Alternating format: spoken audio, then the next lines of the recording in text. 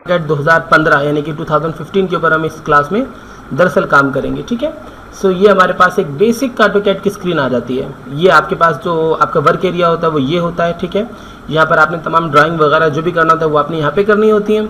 ये आपका command area होता है, किसी भी किस्म की कमांड एक्टिव करनी है वो हम यहाँ पे करेंगे। ठीक है, इंशाल्लाह ताला इसका बहुत काम रहेगा कमांड एरिया का भी, बट स्पेसिफिकली हमें कमांड एरिया पे क्लिक करने की ज़रूरत नहीं होती है। ठीक है, बल्कि आप सिंपली यहाँ पर कहीं भी आप कुछ भी लिखेंगे ऑटोमेटिकली कमांड एरिया में जा रहा होता है वो, देखिए। ठीक है ना, स्पेसिफिकली देखिए मैंने L प्रेस किया, ऑटोमेटिकली कमांड एरिया में आ गया।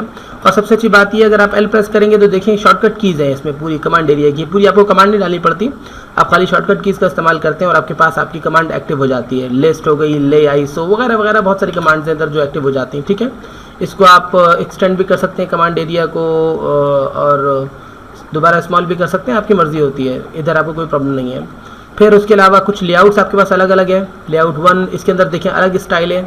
लेआउट 2 दरअसल मॉडल क्या है कि इसके अंदर आप डिज़ाइनिंग करते हैं और ये आपको प्रिंट व्यू में एक तरीके से ला के देता है। ठीक है ना, सिंपल सी बात ये, आपका व्यू पोर्ट चेंज कर देता है ये खाली, और कुछ भी नहीं है। आप दोबारा मॉडल में आ जाते हैं सिंपली। अच्छा, ये जो एरिया है ये आपके रिबन्स कहलाते हैं। अगर आपने MS वर्ड पे काम किया हो या MS एक्सेल वगैरह पे, यानी MS ऑफिस के ऊपर आपने काम किया हो, सो ये टैब्स कहलाते थे वहाँ पे, लेकिन यहाँ पे इन्हें रिबन कहा जाता है। ये होम रिबन है। होम रिबन के अंदर ये एक ग्रुप है जिसका नाम है ड्रॉ, एक ग्रुप है जिसका नाम है मॉडिफाई, इसी तरीके से annotation, layers, block, properties, groups, और ये यूटिलिटीज़, क्लिपबोर्ड और व्यू। ठीक है ना, इसी तरीके से इंसर्ट के ऊपर मुख्तलिफ हमारे पास ग्रुप्स हैं। ठीक है, इसी तरीके से इनोटेट हमारे पास अलग रिबन है।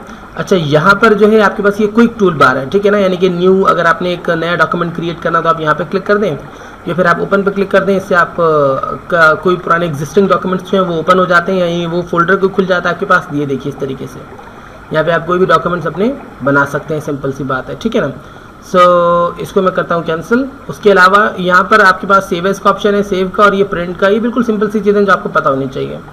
अच्छा, यहाँ पर आप कीवर्ड है, दरअसल ये आप यहाँ से आप हेल्प भी ले सकते हैं। ठीक है ना, यहाँ पे क्लिक करके आप इनसे हेल्प भी ले सकते हैं, और बहुत सिंपल सी ये इस हवाले से लॉजिक है, यानी कि आपने अगर कुछ लिखना हो तो सर्च करना हो, कुछ फाइंड करना तो अब यहाँ पे आप कर सकते हैं।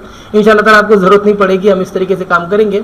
उसके अलावा आप ऑनलाइन वर्क भी कर सकते हैं, यानी आप साइन इन करते हैं अगर आप ऑटोडेस्क 360 की वेबसाइट पर, यहाँ से भी आप साइन इन कर सकते हैं, और फिर आप टीम वर्क भी कर सकते हैं इसके अंदर। ठीक है ना, सो उसी तरीके से ये एक्सचेंज ऐप्स और ये स्टे कनेक्टेड मुख्तलिफ आपके पास इधर टूल बार्स आ जाते हैं। ठीक है ना।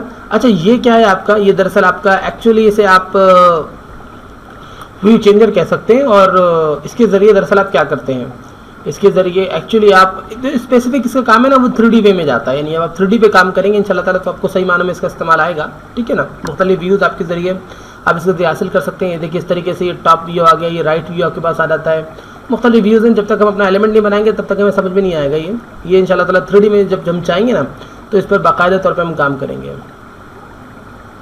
ये पूरा इस तरीके से आप इसको, फिर इसमें आइसोमेट्रिक व्यू एक अलग होता है आपके पास। ठीक है ना, यानी कि कोने से आप देखते हैं, 3D व्यू में आप देखते हैं, आपके पास 2D पे भी आप काम कर रहे हैं। ठीक है ना। सो अच्छा, ये जो आपके पास आती हैं ये एक टूल बार है, इसके ज़रिए मुख्तलिफ व्यूज़ आप चेंज कर सकते हैं। ठीक है ना, बहुत सारे व्यूज़ हैं, इंशाल्लाह ताला इसको नेक्स्ट क्लास में तफसीलन में बात करूँगा इन व्यूज़ के हवाले से ये क्या होते हैं।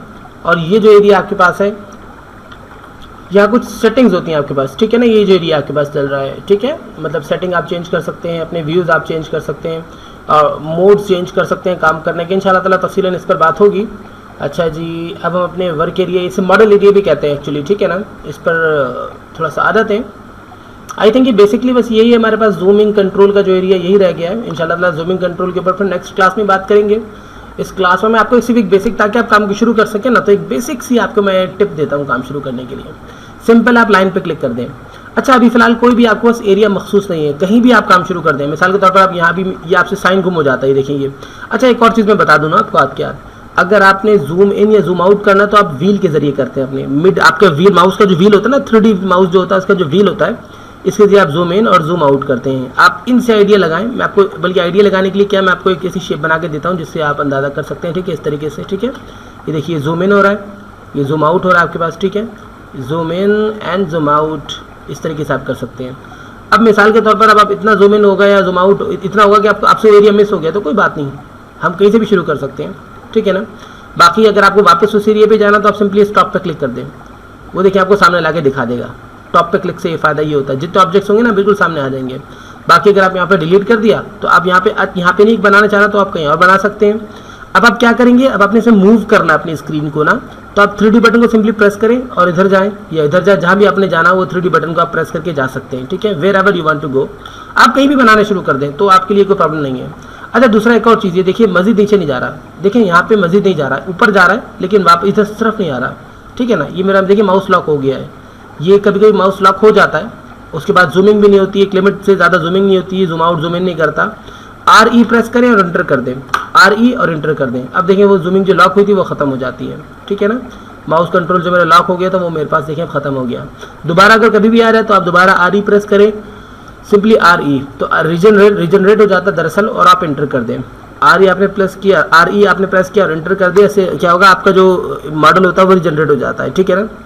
RE देखिए एंटर, रीजनरेटिंग मॉडल, ठीक है ना। ये कमांड हमारी चल गई है ऑटोमेटिक, सिंपल। अब हम थोड़ा सा काम को शुरू करते हैं। मैंने लाइन पर क्लिक किया और आप लाइन पर एक आपने यहाँ पे क्लिक कर दिया, कहीं भी आप क्लिक कर दें, जहाँ भी आप क्लिक करना चाहें वहाँ पे आप कर सकते हैं। देखिए मैंने एक लाइन को क्लिक किया, अब यहीं से कंटिन्यू चलती चली जाएंगी मेरी दीगर लाइन्स, देखिए इस तरीके से। ये बिल्कुल बेसिक सा मैंने आपको एक जो इसका बैकग्राउंड है वो बताया है, आप इस पर काम करके आगे निकल सकते हैं इंशाल्लाह ताला। ऐसे इससे थोड़ा सा खेलें, तब तक इंशाल्लाह